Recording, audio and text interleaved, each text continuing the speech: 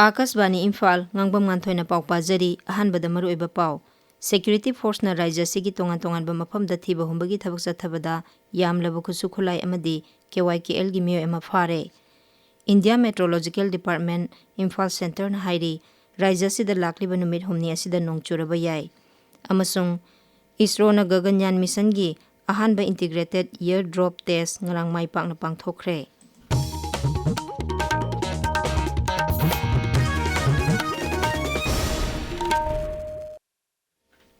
Security Force na Raija sigi tongan-tonganba mafamda thiba humbagi thabak chathabada yamlaba khusu khulai amadi KYKL gi miyoi ama phare. Police ki paun hai Imphal Zilla gi Andro Police Station gi manung chanba huikap khul gi singyada thiba humbagi thabak chathaki maduda pokhaiba yaba bom gi masak sing yauna khusu khulai kya manum phagatki. Phagalaba khulai sing aduda kilogram 3 rom lumba bom gi masak sing magazine yauba 9mm pistol ama 12 bore single barrel nongmai ani hand grenade ama tear smoke cell ama, stun grenade ama, rubber bullet ama, MK1 grenade ama, 7.62 gi SLR magazine ama yaunan nongmai maru kya marum phagatki. Pau asina makhata na hai intelligence dagi phangba pau gi matung ina Raija sigi tongan-tongan ba mafam sing da su thiba humbagi thabak chathaki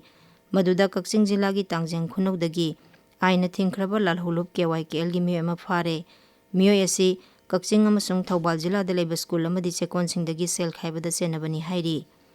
Amaromda tha sigi kulumdoi da Security Force na Bishnupur Jilla gi Phogakchau Ikhai Bazar da acharok sing check tawbada miyoi ani kwa supari maru bag 30 ga konana phare. Faraba miyoi sing adu kwakta ward number 5 tagini. Raija Police na traffic ki niyom kaina gari thauriba singi mathakta drive left na chathari. Drive asigi manung chana Thoubal Jilla gi Sangai Yompham Part 1 Sabal Laikai gi gari huranba miyoi ama phare. Faraba miyoi asidagi Maruti Suzuki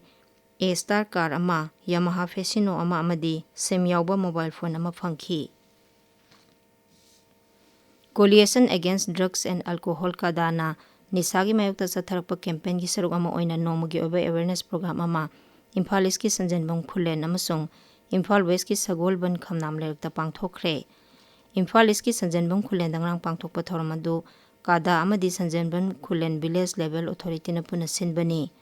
Thoramaduda nisana khunai da piba saitheng amasung masibu thingbada miyam gi thaudang haiba hiramda khananaina ki. Sagolban Khamnam layakta pangthokhiba thoramaduda kada gi Secretary General Takhelambam Gitchandra na resource person oina wangang ki. Imphal Jilla gi tongan-tongan ba mafam singda Consumer Affairs Food and Public Distribution na sengi open sale tawragani hairi. KFNPD gi District Supply Officer gi serol amana hai miyam na mayok nariba khudongcha daba kya gi yengduna KFNPD Imphal East ki staff kangbu amana imung amamamda seng kilogram manga kilogram da lupa kunipan paisa kun manga da fanghangani hairi. Seng yengadaba mafam sing adudi Lamlong Bazar, Kongba Bazar, Sangakpham Bazar, Saumbung Gate amadi Yairipok Bazar yauri. Lamlong Bazar amadi Kongba Bazar gi oina ngasi yopung 13 da aduga Sangakpham amadi Saumbung Gate ki oina hayeng aduga Yairipok Bazar gi oina tha si 18 da yengani. Seng lawba lakpa matamda isa-isa gi Aadhaar card loina rakadabani hairi. India Meteorological Department IMD Imphal Center na hairi Raija sida lakliba numi humni asida nong churaba yai. Hayeng Raija sigi singi jila mangada akhak raw yauna nong churaba yai. Jila sing adudi Tamenglong, Senapati, Jiribam, None amasung Pherzol ni. Med Department hairi awang nongpok Raija singi mafam kaya da lakliba numit kharani asida kanba nong chugani. Rajasthan amasung Jammu Kashmir gi mafam kaya da ka henna kanba maongda nong churaba yabagi phibam leibadagi IMD na red alert lauthokre.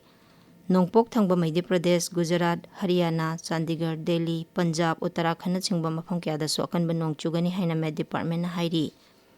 Jammu Kashmir gi Jammu gi mafam kaya da nong leptana chubadagi akutpa mafam sing ising tungsinduna chathok chasinda chauna kaiba thokle. Mafam kaya da chingning khaiba ising chauna chingba thorakpa yabagi akiba leibadagi miyamna section thorang lokhanaba authority na khanghankre. Bihar da turel kaya gi isingi mai hangalakpadagi Nalanda, Jehanbad amasung Gaya Jilla singda ichawgi awaba mayoknari. Tabiriba pawase Akasbani Imphal dagini.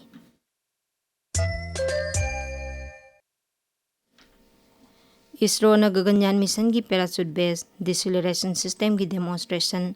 ahanba integrated airdrop test ngarang mai pakna pangthokre masi mission asigi makhada astronaut singbu space port singdagi asoyangam yaudana puraknaba parachute system asoyangam thoktanaba maroiba thorang amani test asi ISRO Indian Air Force DRDO Indian Navy amasung Indian Coast Guard ka punna pangthokhibani mi tongba space flight mission gi re-entry amasung splash down manungda crew module sing tapthana amasung lengdana thamnaba parachute sing ningthina yengsinaba test asi pangthokpani Akasbani paumin hai ngarangi test demonstration manungda Chinook helicopter dagi mo crew module ama thadokhi amasung parachute sizinabagi mawong changyeng tawkhi ngarangi changyeng adu mai pakhibasina leba asigi technology gi tawbangam basing amsung malengi space ki lamda leba asigi phibam phagalakliba si uthokpa ngamle mi yaudaba gaganyan mission chahi sigi December da thanaba amasung mi yauba mission na English ngani kunipan da thanaba thorang tawri Pradhan Mantri Narendra Modi numit ini ki khongchat tangasi Gujarat satkani mahakna Ahmedabad ta lupa koti 5,500 rongi chawkha thorangi project ya sangagani project sing adu sangaraba tungda Sri Modi na miyamgi mitin amada suwa ngangani mahakna Ahmedabad ki Hansalpur da lebak chamarom da thadokadaba battery electric vehicle amasung hybrid battery electrode sing su puthokpa hohangani maki khongchat manungda Pradhan Mantri na lupa koti 5,500 henbagi tongan ba railway project singsu jati gi miyam da sinagani amasung Biramgam Khudar Rampura lambi pakthokpagi thabaksu hawdokani Pradhan Mantri na Ahmedabad Mehsana Kolanpur lambi gi len taruk ki lambi semgotpagi jatra su hungani Sri Modi na Katosan amasung Sabarmati gi marakta passenger train service lamthagani thawrangsing asina lamda maduda udyog ki lamda chawkhatpa chathok chasinda hena khudong chahanbaga loinana sel thumgi khudong chaba kya phanghalagani BSF na Bharat Bangladesh ngamkhaigi Hakimpur Sek Posta leba asida ain kaina sangsinaba honaramba Bangladesh ki awangba thaki official oiramba ama fare Mohammad Arifuzzaman ko wamiyo edu Sheikh Hasina na sasan pairingai da Rangapur Metropolitan Police ki ACP oirambani hairi mahak army gi secretary su oirami Bangladesh da Yunus sarkar lakpadagi mahak Satkhira da lotuna lerekhibani nongkana chubagi khudongchaba loduna ngarang numidang mahakna ngamkhai lansinaba honaringai da BSF ki chamani fumdoi suba battalion gi jawan singna faraga Swarup Nagar police station da khusina rakhibani mangondagi se chang khara phangle Central Industrial Security Force CISF na masigi ahanba nupi ngaktagi oiba commando unit ama hawdokre unit asigi dhamak Madhya Pradesh ki Barwaha da leba regional training center da nupi personal kuntra training chathari training asi sayol ni panchupna advanced course pangthokli program asigi manung chana physical fitness khusukhulai gi training live fire drill rappelling amasung survival exercise na singba pangthokli training loiraba tungda commando sing asi high security leiba mafam singda quick reaction team amasung special task force oina mathau pangthokani training asigi ahanba tangkakta aviation security group amasung sensitive unit singdagi nupi chamarom saruk yagani ngasi phongba pause singi maroiba pausingi damak haujik Mangsatabam Premananda leire Premananda Thagat jari Nganthoi miyamna pauchi yenthokliba hawker singi numit thorom leibana maram oiraga Imphal da phongba pauchi sing ngasi phongnadre singi jila da phongba pauchi singda People's Union for Civil